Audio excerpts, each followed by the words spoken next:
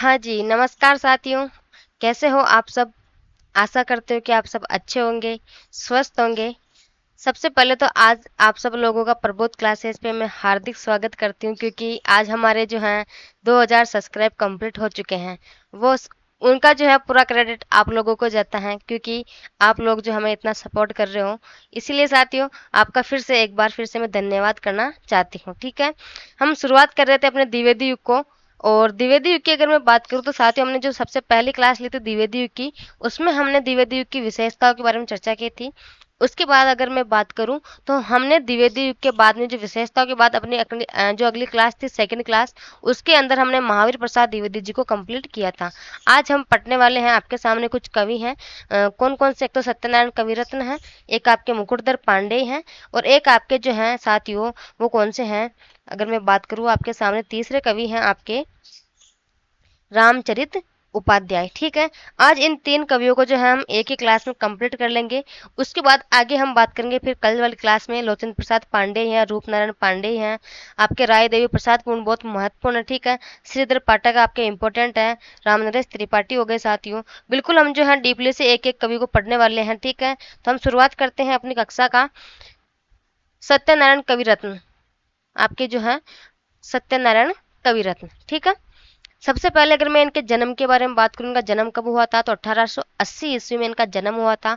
और कहाँ हुआ था? सराय अलीगढ़ में इनका जन्म हुआ था। ठीक है, निधन की अगर मैं बात करूँ तो 1918 ईस्वी में इनका निधन हुआ था। कब हुआ था? 1918 ईस्वी में। इसके बाद आगे मैं बात करती हूँ इनका उपनाम क्या है। तो अगर हम इनके उपनाम की बात करें साथियों, तो इनको ब्रज कोकिल के नाम से इनको जाना जाता है। किस कारण से? सरस वाणी के कारण इनको किस नाम से जाना जाता है? ब्रज कोकिल के नाम से जाना जाता है। ठीक है, अगर हम इनकी प्रमुख रचनाओं के बारे में बात करते हैं, इनकी रचनाएं कौन कौन सी हैं, तो सबसे पहली रचना कौन सी है साथियों इनकी? वो है वंदे मातरम। और बिल्कुल महत्वपूर्ण है साथियों, वंदे मातरम जो है बिल्कुल महत्वपूर्ण है। ठीक है, वंदे मातरम इनकी मोस्ट जो पहले पूछी गई है, तो आप फिर से मोस्ट लगा लेना। अगली रचना कौन सी है? करुणा क्रंदन। ठीक है, ये भी जो है आपके महत्वपूर्ण है। दुखियों की पुकार बिल्कुल महत्वपूर्ण है। ठीक है, श्री तिलक वंदना। और इनकी रचना कौन सी है? सरोजिनी नायडू की षटपदी। ठीक है, राम तीर्थाष्टक, ये भी इनकी जो है प्रमुख रचना है। रविंद्र वंदना हो गई, गांधी स्तवन हो गई, भ्रमर दूत हो गई, प्रेम कली हो गई, और आपके हृदय तरंग जो है बिल्कुल साथ। ये तो जो हृदय तरंग पहले पूछी गई है, तो आपको फिर से ध्यान रखना है, मोस्ट जो आपके ये महत्वपूर्ण है। ठीक है, और आपकी अगर मैं बात करूँ तो भ्रमर दूत भी जो है पहले पूछी गई है। ठीक है, बाकी आपको और कौन कौन सी अन्य ध्यान रखनी है, तो आपको एक तो करुणा करंदन, दुखियों की पुकार, तीर्थाष्टक, ये भी जो है थोड़ी महत्वपूर्ण हो सकती है। ठीक है, आपके प्रेम कली हो गई, ये महत्वपूर्ण आपको ध्यान रखना है। बाकी भ्रमर दूत आपके महत्वपूर्ण है ही है, क्योंकि पहले पूछी गई है। और आपके मैं बात करूँ तो हृदय तरंग। ठीक है, गांधी स्तवन और रविंद्र वंदना, इनको भी जो थोड़ा मन में आपको जो है ध्यान रखना है। ठीक है, इसके बाद आगे हम बात करते हैं इनकी समस्त रचनाओं का प्रकाशन कहाँ से हुआ था साथियों? बनारसी दास चतुर्वेदी ने कहा किया था। कहाँ से? हृदय तरंग के नाम से प्रकाशित करवाया था। किसने? बनारसी दास चतुर्वेदी ने। ठीक है, हमने सबसे पहले इनके जो है जन्म की बात की थी। जन्म कब था इनका? 1880 में, निधन 1918 में। उपनाम इनका ब्रज कोकिल, ये जो है इनका महत्वपूर्ण फैक्ट है। ठीक है, आपको याद रखना है। सरस वाणी के कारण। वंदे मातरम इनकी प्रमुख रचना है। करुणा क्रंदन हो गई, दुखियों की पुकार हो गई, श्री तिलक वंदना हो गई, सरोजिनी नायडू की षटपदी, राम तीर्थाष्टक, और कौन सी इनकी? रविंद्र वंदना, गांधी स्तवन, भ्रमर दूत, प्रेम कली, हृदय तरंग, ये तो है इनकी प्रमुख रचनाएं। और इनकी समस्त रचनाओं का प्रकाशन कहाँ से हुआ था? तो जो है आपके बनारसी दास चतुर्वेदी ने हृदय तरंग के नाम से प्रकाशित करवाया था। ठीक है, अब हम इसके बाद आगे बात करने वाले हैं विशेष तथ्यों के बारे में। ठीक है, इनकी प्रमुख विशेषताएं कौन कौन सी है उनके बारे में हम चर्चा कर लेते हैं। सबसे पहले अगर मैं बात करूं, वंदे मातरम रचना है साथियों, ये आपके एक तो वंदे मातरम, कौन सी? वंदे मातरम, और एक है करुणा क्रंदन। इन जो रचना है, इनका कविताओं में भारत की दयनीय स्थिति का चित्रण है। ठीक है, आपके ये दो कविताएं कौन सी? वंदे मातरम और करुणा क्रंदन, इन दोनों में जो है भारत की दयनीय स्थिति का चित्रण है। ठीक है, दुखियों की पुकार नामक रचना है साथियों, इसमें कविता कुली प्रथा के विरोध में लिखी गई रचना है। कौन सी? दुखियों की पुकार। ठीक है, भ्रमर दूत रचना है, इसमें वियोग वात्सल्य एवं शास्त्रीयता की भावों की अभिव्यक्ति है किसमें, भ्रमर दूत में। और बिल्कुल ये आपको जो है महत्वपूर्ण लगा लेना है। ठीक है, ये मोस्ट है, वियोग वात्सल्य एवं राष्ट्रीयता की भावों की जो है इसमें अभिव्यक्ति हुई है। प्रेम के लिए रचना है, प्रेम के आदर्श और अलौकिकता का चित्रण इसमें हुआ है। ठीक है, द्विवेदी काल के ऐसे कवि जिन्होंने सांस्कृतिक महापुरुषों पर सर्वाधिक कविताएं लिखी, कौन से कवि साथी वो है आपके सत्यनारायण कवि रत्न। ठीक है, इनका जीवन क्या था, जीवन की विषमता का छाटा हुआ दृष्टांत था। ये जो है साथियों इनके प्रमुख कथन है, एक बार आप इनके कथन देख लो ताकि आपको इनका कथन जो है बिल्कुल याद रहना चाहिए। ठीक है, तो इनका कथन क्या है, इनका जीवन क्या था, जीवन की विषमता का छटा हुआ दृष्टांत था। ये किसके अनुसार है, आचार्य रामचंद्र शुक्ल जी ने कहा था, बिल्कुल ये महत्वपूर्ण है। ठीक है, अगला इनका जो कथन है रामचंद्र शुक्ल के अनुसार, रीतिकाल के कवियों की परंपरा पर ये न चलकर या तो भक्ति काल के कृष्ण भक्त कवियों के ढंग पर चले हैं या भारतेंदु काल की नूतन कविता बनाने पर जो है आपकी ये चले हैं। कौन, आपके सत्यनारायण कविरत्न। ठीक है, ये कथन किसके अनुसार था, आपके आपके रामचंद्र शुक्ल के अनुसार था। ठीक है, ये हो गए साथियों आपके सत्यनारायण कविरत्न, जो कि आपके इतने इंपोर्टेंट नहीं है। बाकी आपको इनको थोड़ी जो है इनकी रचनाएं ध्यान रखनी है और एक इनका उपनाम याद रखना है। उपनाम क्या था, ब्रज कोकिल। और रचनाएं आपको कौन सी 4-5 याद रखनी है, एक तो वंदे मातरम, करुणाकरंदन, दुखियों की पुकार, एक राम तीर्थाष्टक, भ्रमरदूत, प्रेम कली और हृदय तरंग। ये इनकी जो है आपको प्रमुख रचनाएं याद रखनी है। ठीक है, इसके बाद आगे हम बात करते हैं, अगले कवि है आपके रामचरित उपाध्याय, जो कि आपके थोड़े से महत्वपूर्ण है ना, कोई जरूरी नहीं कि इसमें से प्रश्न पूछा ही जाए।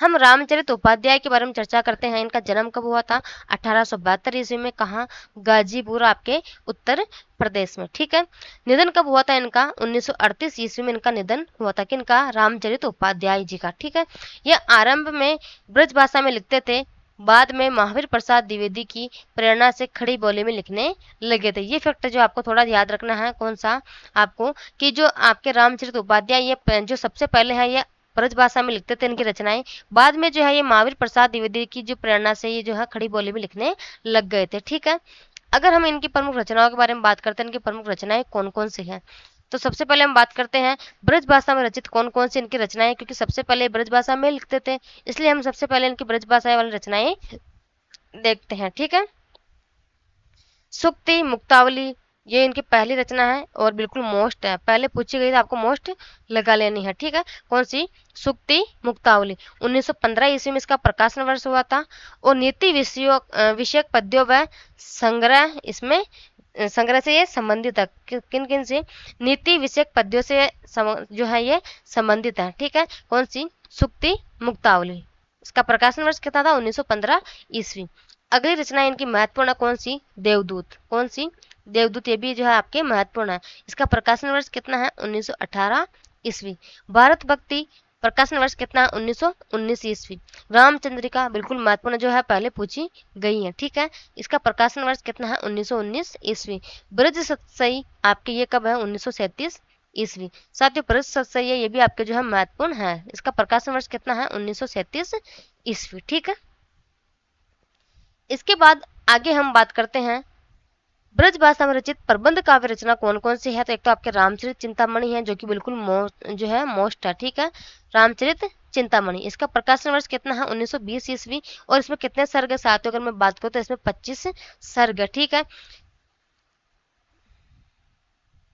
इसके कुछ अंश 1914-15 में सरस्वती पत्रिका में प्रकाशित हुए थे। इसमें राम को साधारण मानव के रूप में चित्रित जो किया गया, कौन, किसको, आपके रामचरित चिंतामणि। ठीक है, इसको जो है राम को साधारण मानव के रूप में चित्रित किया गया था इस रचना के अंदर। ठीक है, अगली रचना है, उसकी विशेषता कौन सी है, सुक्ति मुक्तावली, नीति विषयक पद्यों का संग्रह इसमें हुआ है। ठीक है, इसके बाद आगे हम बात करते हैं खड़ी बोली में रचित इनकी जो रचनाएं कौन कौन सी है। ठीक है, महावीर प्रसाद द्विवेदी के कहने पर जो है ये बाद में खड़ी बोली में रचनाएं लिखने लग गए थे। ठीक है, सबसे पहले इनकी देव भाषा। ठीक है, कौन सी, देव भाषा। विचित्र विवाह, भले मतलब ये जो है आपके पहले पूछी गई है, कौन सी, विचित्र विवाह।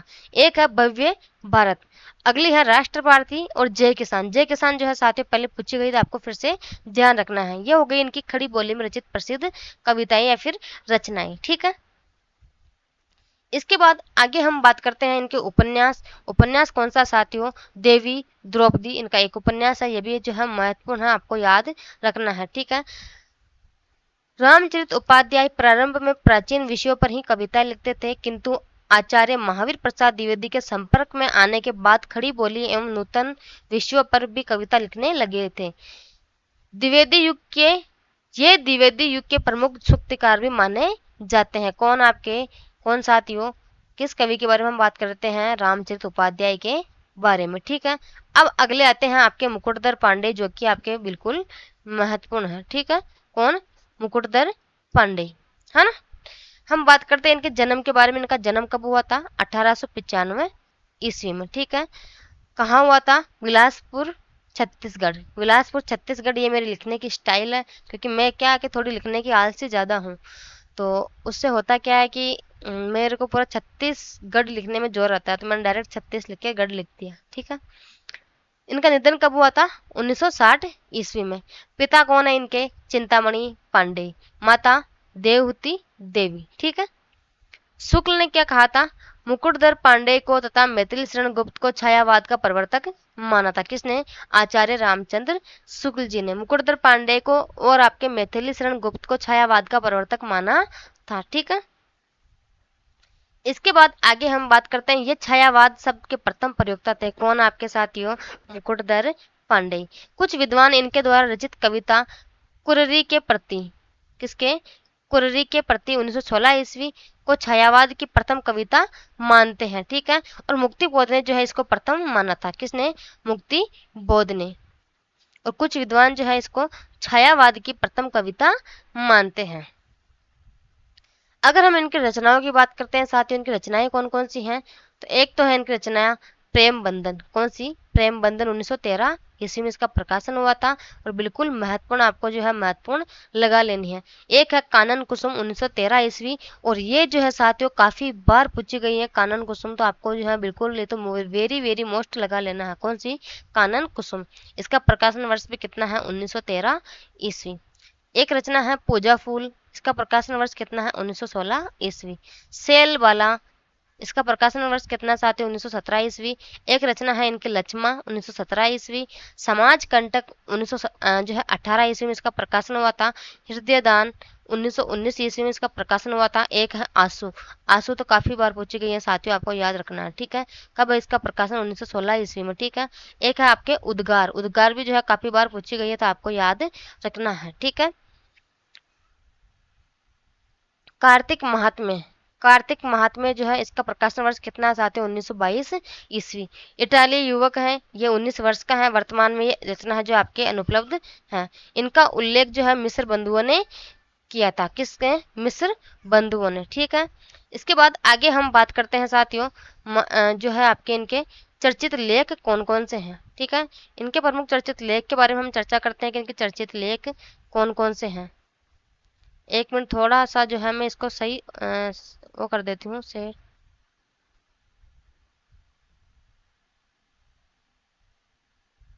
ठीक है। अब आप मुझे बताइए कि आपको जो है बिल्कुल प्रॉपर दिख रहा है या नहीं दिख रहा है। हम इनके प्रमुख जो है चर्चित लेख के बारे में चर्चा कर रहे थे।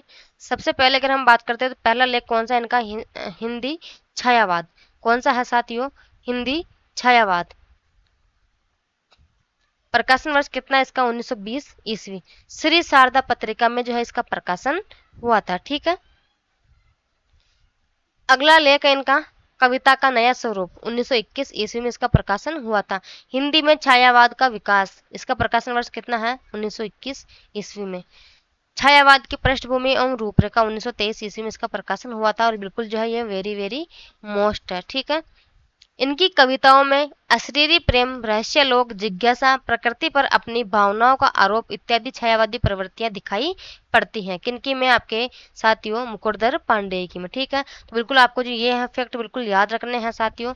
एक बार फिर से फटाफट से हम जो है रिविजन कर लेते हैं, ठीक है।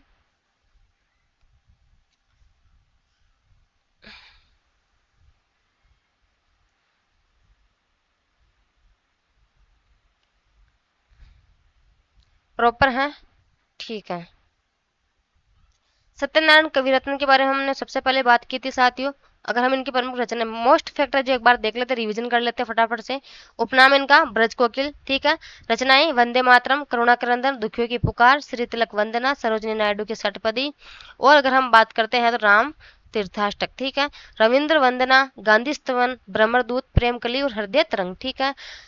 इनकी समस्त रचनाओं का प्रकाशन हृदय तरंग नाम से प्रकाशित हुआ था। किसने किया था? बनारसी दास चतुर्वेदी ने किया था, ठीक है।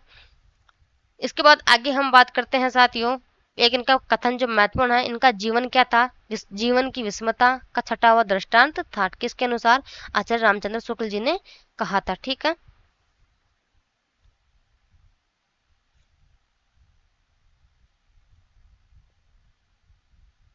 इसके बाद आगे हम बात करते हैं,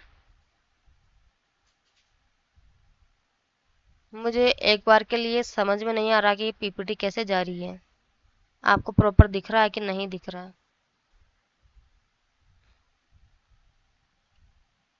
ठीक है, बराबर दिख रहा है ना।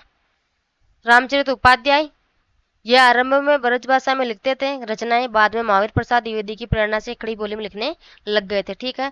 इनकी प्रमुख ब्रज भाषा में रचित रचनाएं कौन कौन सी थी? सुक्ति, मुक्तावली, देवदूत, भरत भक्ति, रामचंद्रिका, ब्रज सही, ठीक है। इसके बाद हमने बात की थी इनकी खड़ी बोली में रचित रचनाएं कौन कौन सी हैं? देवभाषा है, विचित्र विवाह है, भव्य भारत है, राष्ट्र भारती और जय किसान। उपन्यास कौन सा इनका? देवी द्रौपदी, ठीक है। इसके बाद हमने मुकुटधर पांडे को, बिल्कुल ये जो है आपके महत्वपूर्ण है, मुकुटधर पांडे शुक्ल मुकुटधर पांडे को तथा मैथिली शरण गुप्त को छायावाद का प्रवर्तक मानते हैं, ठीक है। किसके अनुसार? शुक्ल के अनुसार। इनकी प्रमुख रचनाएं महत्वपूर्ण है साथियों, प्रेम बंधन, कानन कुसुम, पूजा फूल, शैलबाला, लक्ष्मा, समाज कंटक, हृदयदान, आंसू और उद्गार, ठीक है। कार्तिक महात्म्य, यह जो है इनकी प्रमुख रचनाएं हैं, ठीक है। आगे हमने इनकी जो है संग्रह देख लिए थे। तो ठीक है साथियों, आज की अपनी कक्षा यहीं तक, क्योंकि मैंने छोटे छोटे जो कवि थे आपके उन तीनों को जो है खत्म कर दिया है, ठीक है।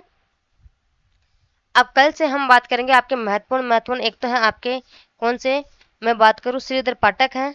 इसके बाद आपके एक वेरी वेरी महत्वपूर्ण राय देवी प्रसाद पूर्ण है। और अगर मैं बात करती हूँ आपके जो है साथियों, रामनरेश त्रिपाठी है, महत्वपूर्ण कविता अब कल वाली क्लास में करवाऊंगी आपको। और आज की अपनी क्लास जो है इतनी छोटी रहने वाली है। अयोध्या सिंह उपाध्याय हरिवोद है, नाथूराम शर्मा शंकर है। और अगर मैं बात करती हूँ तो लाला भगवान दीन, कामता प्रसाद गुरु, मैथिली शरण गुप्ता आपके वेरी वेरी मोस्ट कवि है, ठीक है। कल हम इनके बारे में चर्चा करेंगे। तो ठीक है साथियों, आज के लिए यही, धन्यवाद।